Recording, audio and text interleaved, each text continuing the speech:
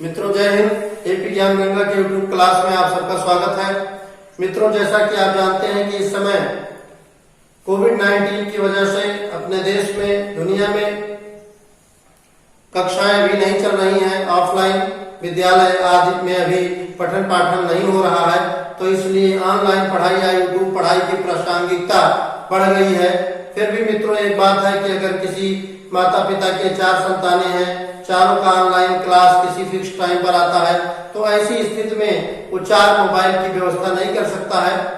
ऐसी स्थिति में बोर्ड के परीक्षार्थियों के लिए और उनके अभिभावकों को इसके लिए विशेष चिंता रहती है कि बच्चे पढ़ाई कैसे करें, और खासकर बोर्ड परीक्षार्थियों के लिए ये बात और ही विचारणीय हो जाती है।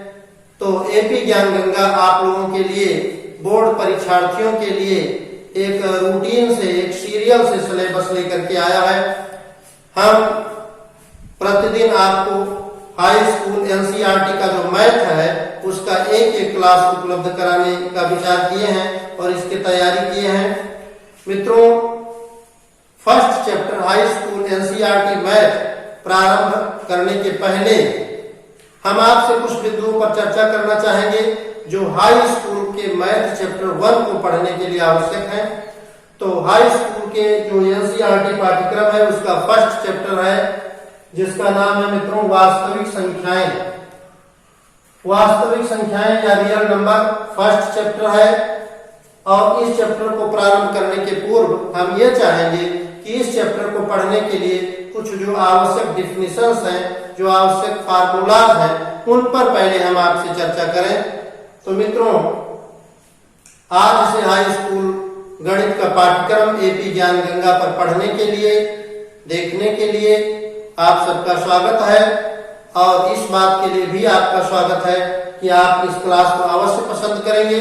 मित्रों वीडियो को पूरा देखते रहिए। और आज इस फर्स्ट क्लास में हम आपसे इस बात की अपेक्षा रखते हैं कि आपको ये क्लास जैसा लगेगा उस हिसाब से आप इसका प्रोत्साहन दीजिएगा और उसी हिसाब से आगे हम आपके लिए प्रतिदिन हाई स्कूल बोर्ड परीक्षार्थियों के लिए मैथ के विषय का पाठ्यक्रम लेकर के आएंगे।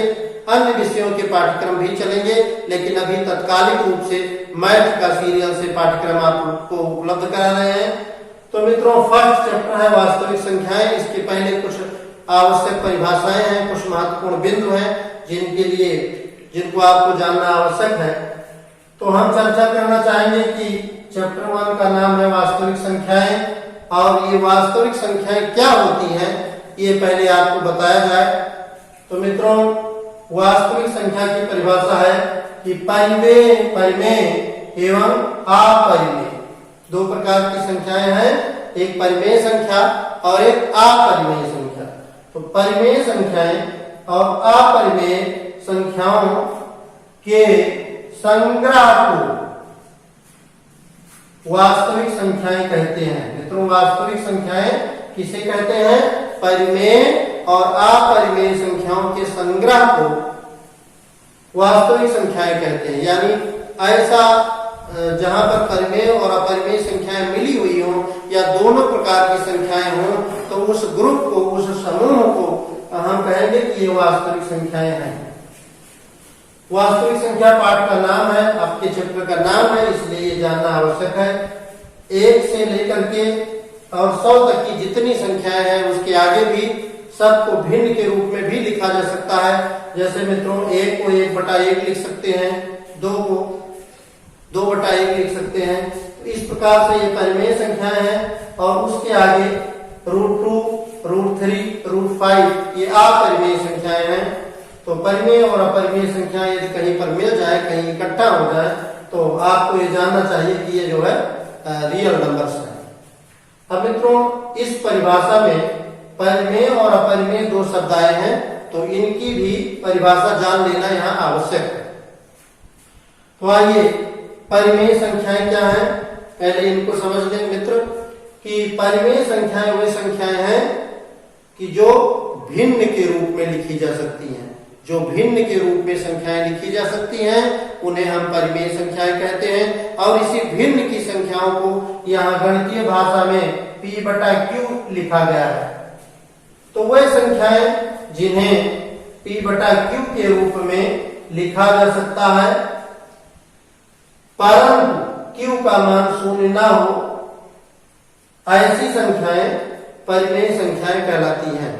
पुनः ध्यान दें, वे संख्याएं जिन्हें p बटा q के रूप में लिखा जा सके परंतु q का मान शून्य ना हो, उन्हें कहते हैं परिमेय संख्याएं।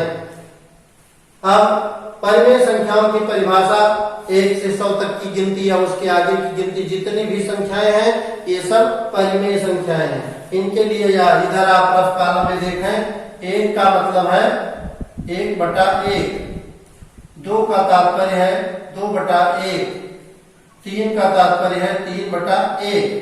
तो इस तरह से जितनी भी संख्याएं हैं उनको भिन्न के रूप में लिख सकते हैं, या 1 बटा 2, 1 बटा 3, 1 बटा 4। इस प्रकार से जितनी संख्याएं हैं वो सारी संख्याएं परिमेय संख्याएं हैं। परंतु शर्त यह है कि किसी भी स्थिति में q का मान यानी भिन्न के हर का मान शून्य नहीं होना चाहिए। यहाँ देखिए, जैसे ऐसा नहीं हो सकता कि कहीं पर 2 बटा शून्य लिखा है, अगर हर में शून्य लिखा है वो संख्या परिमेय नहीं हो सकती। हाँ, अंश में यदि शून्य आ जाए तो वो संख्या परिमेय हो सकती है। यदि यहाँ अंश में शून्य आ जाए 0 बटा 2 कहीं हो तो ये परिमेय हो सकती है। पाई का मान 22 बटा 7 ये भी भिन्न है और ये भी परिमेय संख्या है। तो परिमेय संख्याओं की परिभाषा बनी वे संख्याएं जिन्हें p बटा q के रूप में लिखा जा सके परंतु q का मान शून्य ना हो। इसको शॉर्ट में कह सकते हैं q नॉट बराबर 0।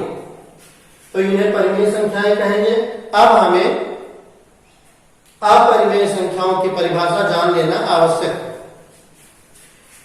परिमेय संख्याओं के साथ में यदि r शब्द जोड़ दिया जाए तो स्टूडेंट्स r शब्द किसी शब्द में जुड़ जाने से ज्यादातर शब्दों के अर्थ अपोजिट हो जाते हैं।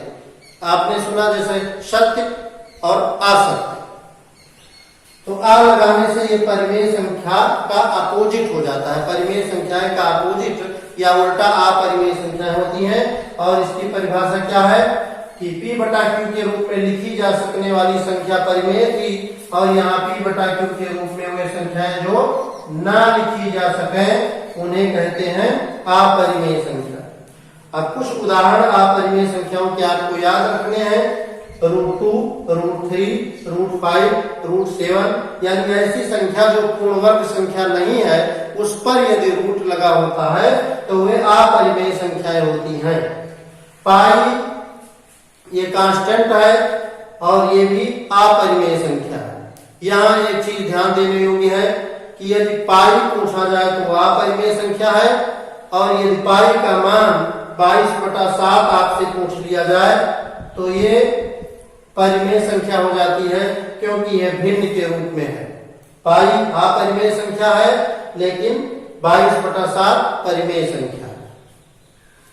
अब डियर स्टूडेंट्स, आप लोग इसका स्क्रीनशॉट ले लें और इसके आगे से हम फर्स्ट क्वेश्चन लेते हैं।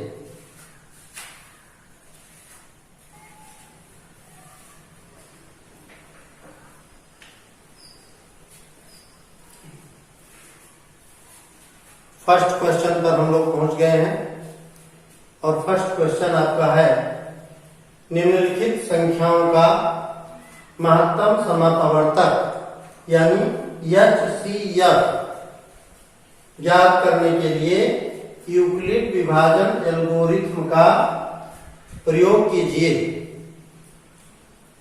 तो प्रिय छात्रों, हाई स्कूल के जितने बच्चे एपी ज्ञानगंगा पर हाई स्कूल मैथ का फर्स्ट क्वेश्चन पढ़ रहे हैं, देख रहे हैं, उन्हें एपी ज्ञानगंगा की ओर से हार्दिक शुभकामनाएं। फर्स्ट क्वेश्चन आपका कहता है कि 135 और 225 का HCF निकालिए। सेकंड क्वेश्चन है 196 और 38,220 का HCF निकालिए। और थर्ड क्वेश्चन है 867 और 255 का HCF निकालिए। तो आपको 2-3 शब्द और उनके नाम जानने चाहिए। HCF एक नाम है, इसे हाईएस्ट कॉमन फैक्टर कहते हैं और इसको हिंदी में कहते हैं महत्तम समापवर्तक। और दूसरा शब्द जो आपको जानना चाहिए वो है LCM और इसका पूरा नाम है लीस्ट कॉमन मल्टीप्लाई, यानी इसे कहते हैं लघुत्तम समापवर्तक। तो महत्तम समापवर्तक, लघुत्तम समापवर्तक, इस सवाल में आपको महत्तम समापवर्तक ज्ञात करना है। तो बच्चों महत्तम समापवर्तक ज्ञात करने के लिए 2 विधियां हैं। फर्स्ट विधि तो है गुणनखंड विधि और दूसरी है भाग विधि। तो जो भाग विधि है, तो प्रिय छात्रों जो भाग विधि है उसको ही यूक्लिड विभाजन एल्गोरिथ्म कहते हैं। जो भाग विधि है HCF निकालने की, उसी का नाम है यूक्लिड विभाजन एल्गोरिथ्म। अब आइए हम फर्स्ट क्वेश्चन पर आते हैं। फर्स्ट क्वेश्चन है 135 और 225। इस प्रश्न का हम हल लेते हैं। तो इस प्रश्न में सबसे पहले 2 संख्याएं दी रहेंगी, कोई भी 2 संख्या दी रहेगी। इनके अलावा भी कोई 2 संख्या हो सकती है, लेकिन आपको यह जानना चाहिए कि यूक्लिड विभाजन एल्गोरिथ्म के द्वारा HCF ज्ञात करने में हाई स्कूल स्तर पर 2 से अधिक संख्याएं नहीं दी जाएगी। तो आपको निकालना है 135 और 225 का HCF। बच्चों सबसे पहले क्या करना है कि दोनों संख्याओं में यह देखना है कि कौन सी संख्या बड़ी है और कौन सी संख्या छोटी है। इसके लिए सबसे पहले हम अंक देखते हैं। इसमें 3 अंक हैं, 1 2 3 इकाई दहाई सैकड़ा, और दूसरे में भी 3 अंक हैं। यदि अंकों की संख्या बराबर है तो सबसे पहले यहाँ सैकड़े का अंक या जिधर से अंक को पढ़ते हैं यहाँ देखना है। इसमें आगे 2 है और यहाँ आगे 1 है, तो 2 वाली संख्या बड़ी है और 1 वाली संख्या छोटी है।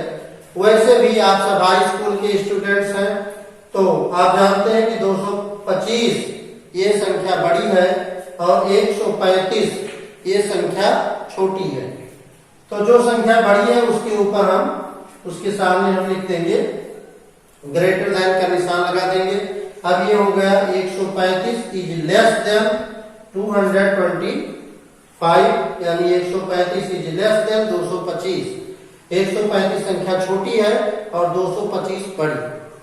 अब हमें क्या करना है बच्चों की जो छोटी संख्या है उस संख्या से बड़ी संख्या को भाग देना है।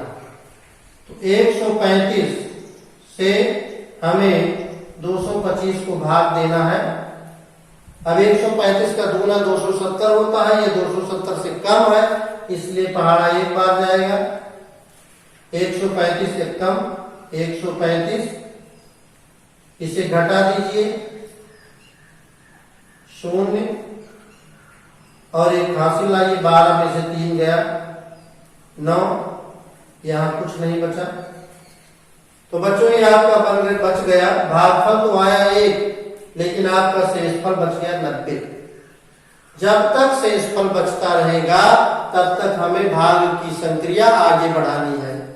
अब देखिए 135 और ये 90, इन्हीं 2 में अब देखना है कि कौन सी बड़ी है। तो 135 और 90 हम यहाँ ऐसे लिख लेंगे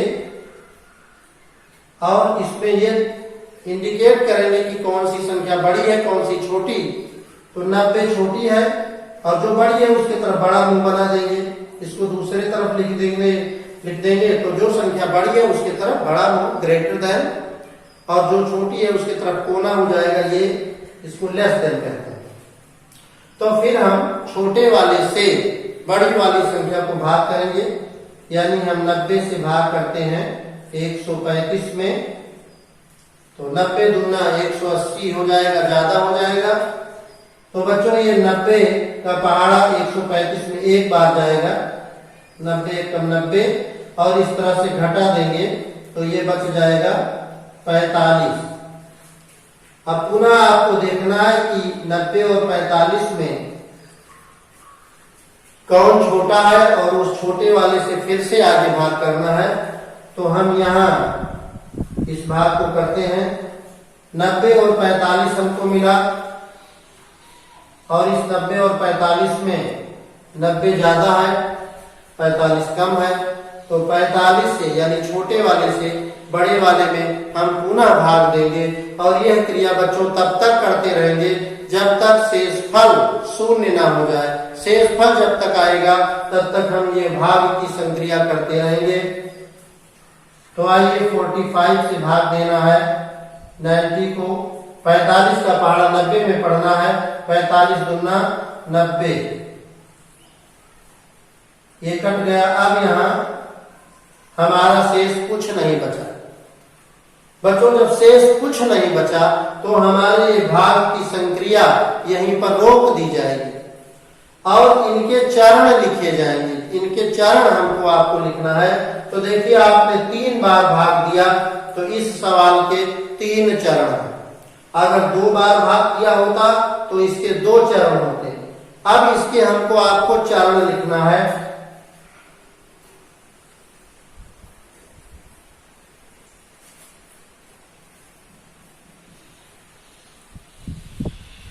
चरण यानी स्टेप 1, और आप जानते हैं भाग 3 बार दिया गया है तो 3 स्टेप्स इसके हैं।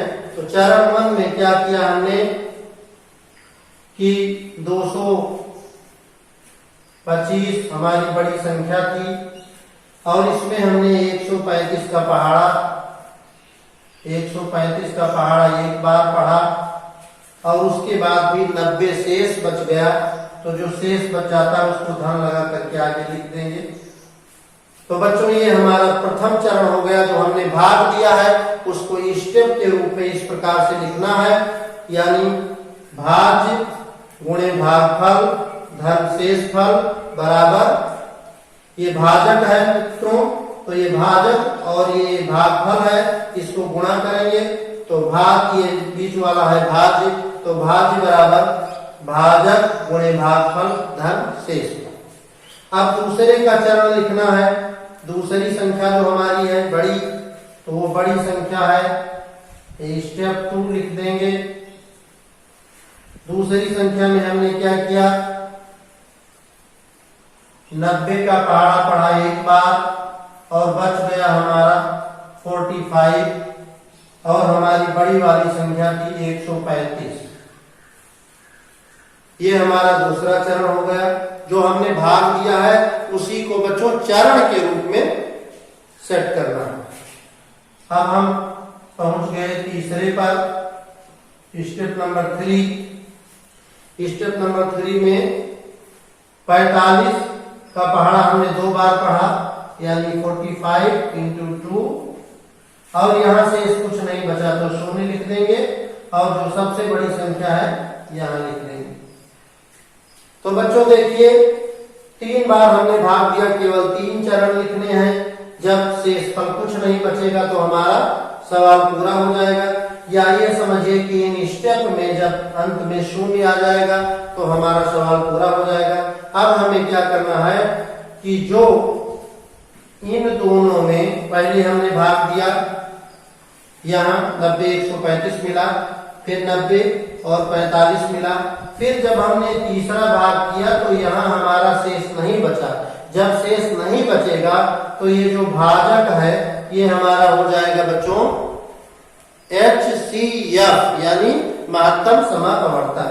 तो हम लिख सकते हैं HCF इज इक्वल टू 45। भाग के सभी चरण को करने के बाद वह भाजक जिसके द्वारा शेषफल कुछ नहीं बचेगा वो हमारा हो जाएगा महत्तम समापवर्तक या HCF। तो बच्चों हमारा HCF आया 45। अब हमें सेकंड क्वेश्चन पर यानी फर्स्ट क्वेश्चन के सेकंड क्वेश्चन पर पहुंचना है और इसे हल करना है। इस प्रश्न को आपने अच्छे से हल कर लिया है, स्क्रीनशॉट ले लीजिए। और एक काम और करना है, आपको यह ध्यान रखना है कि जो दो संख्याएं दी रहेंगी उसमें जो छोटी संख्या है या उससे भी छोटी संख्या हमारे HCF के उत्तर में आएगी। बच्चों कभी भी ऐसा नहीं होगा कि हमारी जो छोटी वाली संख्या है इससे बड़ा उत्तर आ जाए।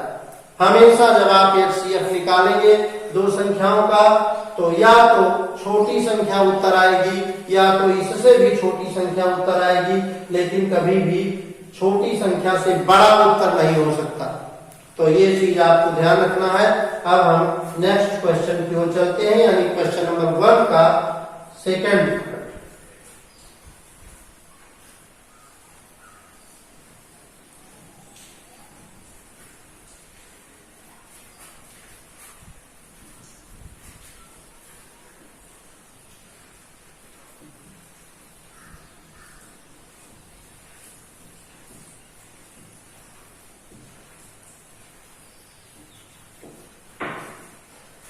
सेकंड पार्ट में हम पहुंच गए हैं और इसमें हमें 196 और 38,220 का HCF ज्ञात करना है। बच्चों देखिए, सबसे पहले आपको बताया जा चुका है कि हमें जो दो संख्याएं दी रहेंगी उन दोनों संख्याओं में सबसे पहले ये देखना है कि कौन सी संख्या बड़ी है और कौन सी संख्या छोटी है। बड़ी संख्या पहले हो, छोटी बाद में, तो इसको कहते हैं अवरोही क्रम। छोटी संख्या बड़ी हो पहले हो और बड़ी बाद में, इसको कहते हैं आरोही क्रम। तो किसी भी क्रम में आप संख्याओं को लिख लें। मान लीजिए हमने लिख लिया 196 और हमने लिख लिया 38,220। इसमें हम देखते हैं कि ये दाएं तरफ की संख्या बड़ी है तो हम इसके बड़ी तरफ मुंह लगा देंगे। ये बड़ा मुंह जो बना देंगे, जो जिधर दो संख्या बड़ी है उसके तरफ ये बड़ा दो कोना वाला मुंह लगा देंगे, और जो कोना है बच्चों वो छोटी संख्या की तरफ लगेगा। ये छोटी संख्या है इधर तो ये कोना हो गया, और बड़ी संख्या आगे है तो ये बड़ा मुंह हो गया। अब इसमें हमें पूर्व की भांति भाग करना है। 196 छोटा है, इससे हम भाग करेंगे 38,220 में। आइए भाग करते हैं। जो हमारा भाजक है 3 अंक का है तो हम अपने भाज्य में 3 अंक ले लेंगे। 196 का पहाड़ा पढ़ना है और 382 से अधिक नहीं होना चाहिए। तो सबसे पहले क्या करेंगे, आगे वाले का पहाड़ा पढ़ करके अंदाज लेंगे। 19 दूना 38, ये तो सही है, लेकिन ये 6 जो है ये दूना करने पर 12 हो जाएगा, यहाँ केवल 2 है तो हमारा पहाड़ा बच्चों 2 बार नहीं जा रहा है, इसलिए हम 1 बार पहाड़ा ले जाएंगे। 196 का पहाड़ा तो किसी को याद नहीं है, 20, 25, 30 तक पहाड़ा सब लोग याद करते हैं। उसके आगे गुणन की प्रक्रिया से, कॉमन सेंस से हम भाग देते जाते हैं। तो ये 196 एक कम हो गया 196। अब इसको घटाना है, 2 में से 6 घटाना है, एक हासिल लेंगे तो 12 में से 6 गया 6, यहाँ बचा 7, एक उधार आ गया 17 बन गया, 17 में से 9 गया 8, यहाँ बचा 2, 2 में से 1 गया 1। ये आपका 186 बचा। अब बच्चों देखिए 186 और 196 दोनों में देखिए गौर से, तो कौन सा बड़ा है कौन सा छोटा। तो हमेशा जो यहाँ शेष बचेगा यहाँ नीचे आएगा, ये पहले वाले से छोटा ही बचेगा।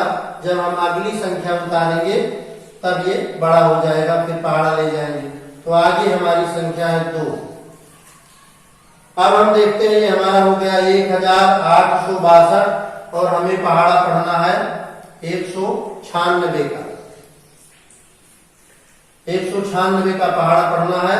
अब देखिए ये पहाड़ा कितनी बार जाएगा, इस 19 से अंदाज दीजिए और 186 में पहाड़ा पढ़िए तो 19 दाम में 190 होता है। 190 से ये कम है, 9 बार पहाड़ा जा सकता है। लेकिन इसको कहीं रफ के कॉलम में चेक कर लिया जाए। 196 9 9 6 54 के 4 9 9 81 और 5 86 के 6 हासिल आया 8 9 1 9 8 17 1764 हो जाएगा। तो ये हम 9 बार पहाड़ा ले जाएंगे, 1764 लिखेंगे, घटाएंगे 12 में से 4 निकल गया 8, एक उधार लाएंगे 15, 15 में से 6 निकल गया 9 और यहाँ कुछ नहीं बचा। अब आइए पुनः देखते हैं कि हमने जिससे भाग दिया है और जो हमारा बचा। अब आगे हाँ शून्य उतारना है बच्चों, शून्य छूट गया, शून्य भी उतारना है, अभी भाग और लंबी है। तो अब फिर इसमें पहाड़ा पढ़ना है। ये 19 का पहाड़ा 98 में देखें तो 19 पचे 95 होता है, तो पचे पहाड़ा शायद जाएगा, देखें या 19 पचे 95 या 98, 6 बार देखें 6। यहाँ 196 को 5 से गुणा करके देखें, 5 36 के शून्य हासिल आया 3, 5 9 45 3 48 8 हासिल आई 4, 5 1 5 4 9, ये 980 है तो 5 बार पहाड़ा जाएगा और ये पूरा पूरा हो जाएगा 980। नीचे कुछ नहीं बचा। अब देखिए ये पहली बार, अब इसको और इससे तुलना करते हैं। 196 का भाग दिया गया, नीचे कुछ नहीं बचा बच्चों, पहली ही बार भाग में से इस पर कुछ नहीं बचा। अगर कुछ बचता तो फिर भाग की क्रिया आगे बढ़ती। तो इस सवाल तो कुछ बड़ा था, लेकिन इसके केवल एक ही चरण है। कौन से चरण है? आपने 196 का आपने पहाड़ा पढ़ा, यानी भागफल आपका आया 195 और इसमें आपका शेष कुछ नहीं बचा, शून्य। और ये जो बड़ी संख्या थी भाज्य, ये थी 38,220। तो ये चरण नंबर 1 है या स्टेप नंबर 1 है और एक ही स्टेप में आपका उत्तर आ गया। जब भाग देने पर शेषफल कुछ ना बचे तो जिससे भाग दिया जाएगा बच्चों, यही हमारा HCF है। HCF हम लिख देंगे 196। इस स्टेप के माध्यम से हम देखेंगे कि जहां हमारा शेषफल शून्य आएगा उसमें जो हमारा भाजक है ये हमारा उत्तर हो जाता है। तो बच्चों ये आपके फर्स्ट क्वेश्चन के सेकंड क्वेश्चन का आंसर था। अब आपको थर्ड क्वेश्चन हल करना है जिसमें 867 867 एंड 255 दिया है। तो अब हम तीसरे क्वेश्चन की ओर चलेंगे।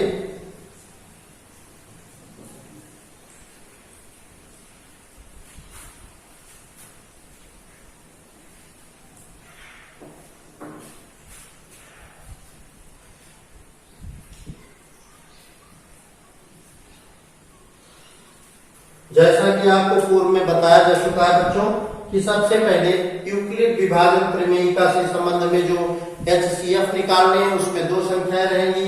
2 संख्याओं में जो छोटा है जो बड़ा है उसको गणितीय भाषा में लिखा जाएगा। जो छोटा है उधर 1 बिंदी लगाएंगे, जो बड़ा है उधर 2 बिंदी लगाएंगे और तीनों बिंदुओं को मिला देंगे। इस तरह से कर देंगे। अब ये हो गया कि ये हमारा बड़ा है और ये हमारा छोटा है। हमेशा जाने रहे जो बड़ा है उसका हिस्सा भी बड़ा है तो उधर 2 बिंदी और जो छोटा है उधर 1 बिंदी, फिर तीनों बिंदुओं को मिला देंगे। अब आप ये देखें कि इन दोनों में कैसे पढ़ेंगे इसको पढ़ेंगे 867 बड़ा है 255 से, या ऐसे कह सकते हैं 867 इज ग्रेटर देन 255। अब आइए इसको भाग दें, जो छोटा वाला है उससे बड़े वाले को भाग देते हैं। मित्रों आगे ये है 25 और इसमें आगे है 86। तो पहाड़ा पढ़ने पर 25 का पहाड़ा 86 में 3 बार जाएगा, 25 तिया 75। तो 3 बार इसको गुणा करके देखते हैं कि 867 से अधिक तो नहीं बन रहा है। तो यहाँ रफ के काले में 255 और इसको 3 से गुणा करें, 3 पचे 15, हासिल आया 1, 3 पचे 15 1 16, फिर हासिल आया 1, 3 दूनी 6 1 7, 765 हो गया। तो ये 3 बार पहाड़ा ले जाएंगे, 765 हो जाएगा।